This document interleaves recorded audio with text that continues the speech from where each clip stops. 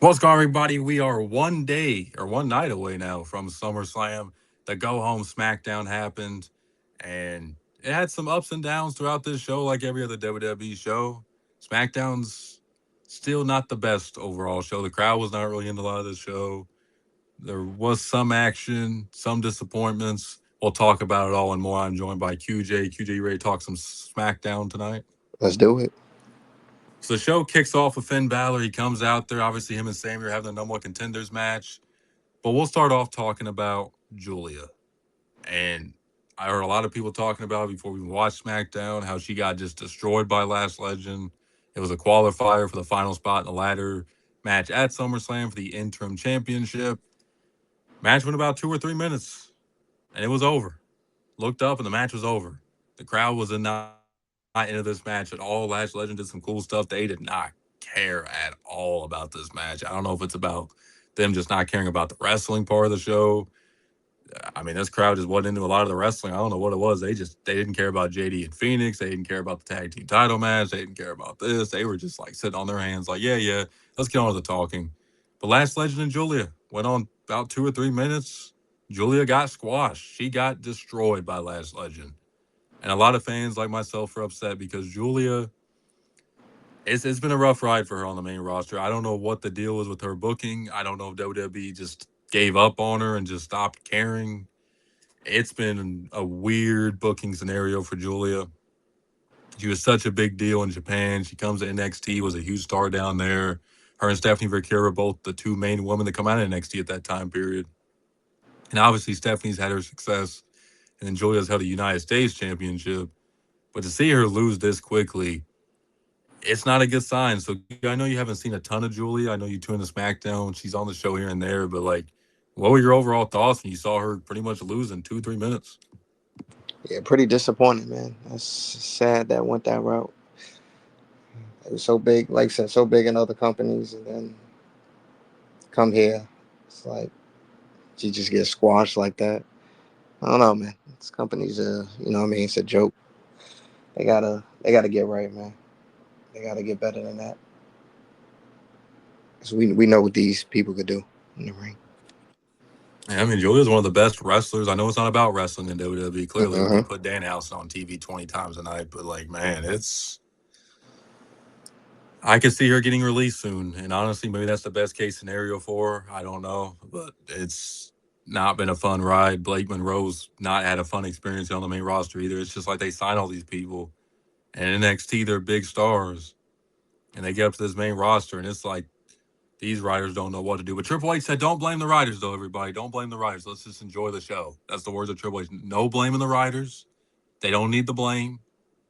Let's just imagine that these wrestlers are just going out and doing whatever without people writing what they're supposed to be doing. We're just supposed to enjoy the WWE Kool-Aid. So just drink it up, enjoy, and watch all your favorite wrestlers either not be on TV, left out of SummerSlam matches, getting squashed in 2 3 minutes.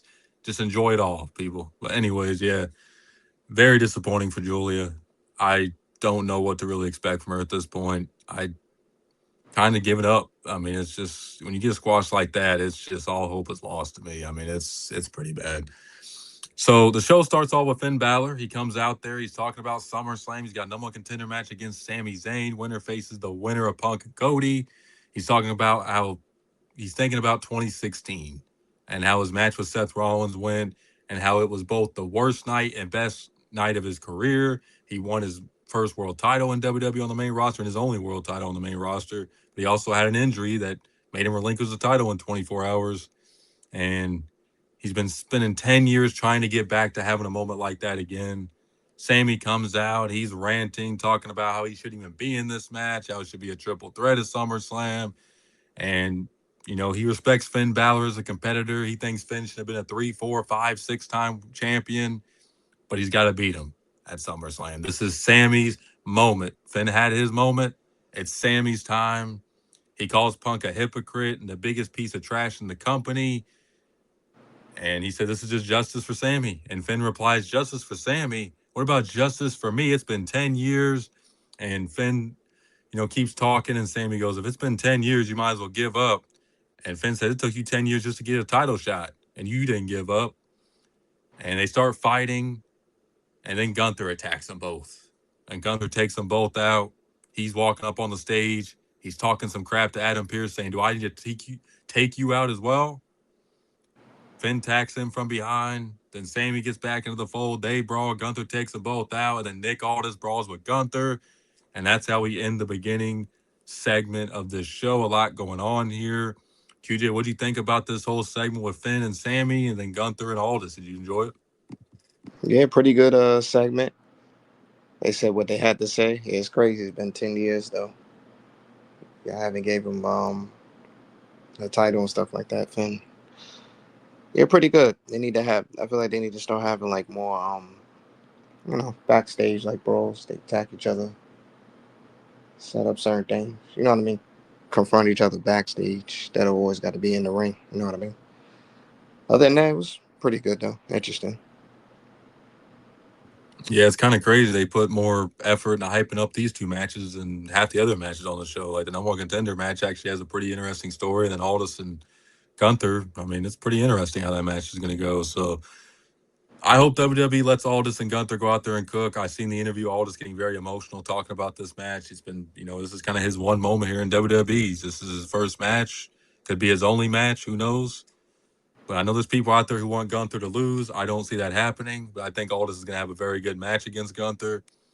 We had Tiffany and Chelsea against Meechin and B-Fab. Not really much to say. Meechin and B-Fab get the win. Charlotte comes out there after the match.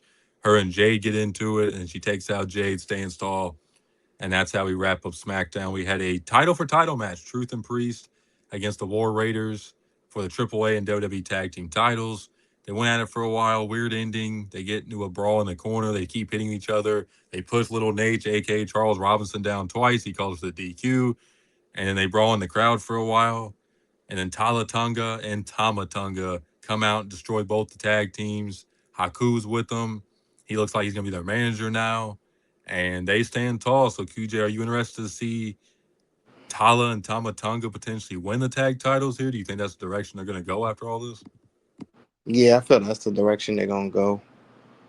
Um, because the way they had that, and you know what I mean. I had a feeling they wasn't gonna declare a winner in that match, but they were fighting. Though they should have just made it like a street fight. If that was the case. I, matches gotta stop being. You know what I mean, like in the ring, regular matches. Let's get back to fighting outside. Just back to that different match types, like it used to be back then. Yeah, so they're doing like DQ endings all the time. They love doing those DQ endings. It's like all the time. It's just like, I don't know. I feel like they put this match together just try to get people to tune in. Like, oh, look, we're doing a title for title match. Y'all tune in to see this. And it's just like, yeah, let's just have it end in a garbage DQ. I mean, it is what it is. They feature AAA championships on the show more, which is interesting. We'll see how it goes. We had Trick Williams in the segment with Baron Corbin. Not really too much went on. They pretty much just hyped up the match, talking about, Corbin came back and attacked Trick. Trick's still a rookie. He's not as over as he thinks he is. And that's pretty much it. They talk a little bit more. Corbin walks away. I'm sorry. I'm just not interested in this whole match without Melo being involved. I'm still PO'd he's not in this. It irritates the heck out of me that Ridiculous. he's not in this match.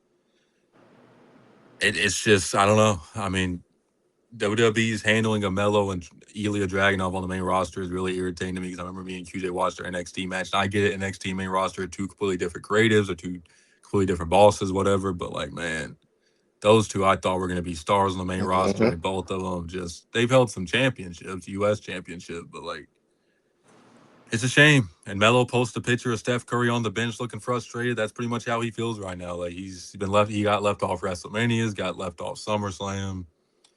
QG, got any thoughts about Melo being left out of this match? It's like, what are y'all doing? This man is good on the mic, good wrestler. But like you said, if they don't see nothing with you, just pretty much kick to the side. Shouldn't be like that. They gotta just start giving people chances, see how it goes. Don't go right, you don't go right, but at least give them that chance. You know what I mean? Just go from there. That's the Yeah, problem. because Melo has fan support. He was out there last few weeks and they were saying, we want Melo or let's go Melo. Like, I just Need to don't get start it. listening. They gotta start listening. Yeah, because he's got fan support. I mean, especially online and stuff. Like, Triple H was getting like bombarded with comments saying like put Melo in the match. Like people were pretty upset about it. Like they're not happy with him not being involved in this. It don't look like they're gonna add him to it, unfortunately, which is a huge miss. I think he should be involved in this. He's been involved with Trick. He's been involved in the whole story. Corbin attacked them both, so I don't understand it, but that's the writers for you. So we had JD and Phoenix for the Triple A Cruiserweight Championship. Not a bad match. The crowd didn't give a damn about it, unfortunately. But I mean, they worked their butts off. Danhausen comes out there after Dom gets thrown out. The mini houses and him attack Dom. JD gets distracted. Phoenix retains. Not really much else to say. I mean, Dom's fell off a lot in WWE, and it's really a shame. He's one of the hottest heels at the time. I don't get it. Him and Liv have definitely lost a lot of their momentum due to creative, and it's really a shame. And then obviously we had the last legend in Giulia qualifier. We talked about that. Huge disappointment. And then we had the main segment, Cody and Punk. And pretty much Cody saying he sees through Punk's mind games. They've tried to avoid this match forever. It's finally happening.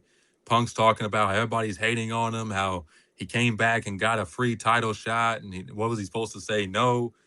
He's used to being hated. He's ruffled feathers his whole time in WWE. That's what he does.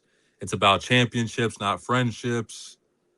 And this is about who the better wrestler is for business purposes, who the better wrestler is between these two. And Cody's getting mad and he says, "You're not here to make friends, you're here to make money." Remember when you said that? And they end up both taking off some of their gear. They look each other face to face. They start brawling. They go out and fight on the announce table. They mock each other. And then security comes out, breaks it up. And that's how we end SmackDown, the go home show. And, it was a cool segment, pretty much showing more tension between these two. So, QJ, what do you think about this final segment between Punk and Cody? Yeah, pretty good segment.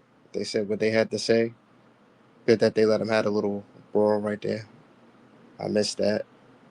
Um, happening. That needs to, you know what I mean.